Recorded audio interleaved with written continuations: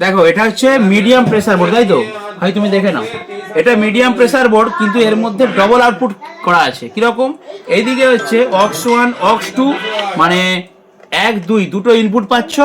আর এখানে হর্ন মানে চং এর আলাদা আউটপুট আছে, এখান থেকে কর্ডটা নিয়ে চং চালাবে। এখান থেকে র্যাক লেখা আছে, এখান থেকে একটা কর্ড নিয়ে টুইটার মেশিনে দিয়ে দেবে। আর এই দুটো হচ্ছে বক্সের আউটপুট, অর্থাৎ তুমি একটা বেসে লাইন করবে, একটা মিডে লাইন করবে। বক্স দু রকম হয়, কেউ বেস একটা মেশিন দেয়, মিড একটা মেশিন দেয়, বুঝতে পেরেছো?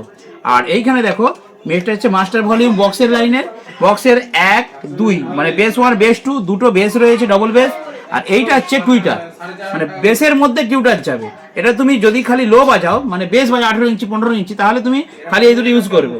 দুটোকে দিলে এটা দেবে না, জিরো রাখবে।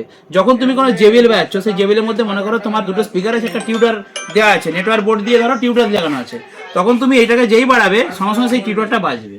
ক্লিয়ার? যদি খালি বেস বাজাও তাহলে এটাকে অফ রাখবে। আর এটা হর্নের আলাদা ভলিউম, র্যাকের আলাদা ভলিউম, আর অক্স 1 অক্স 2 ডবল ইনপুট, বুঝতে পেরেছো?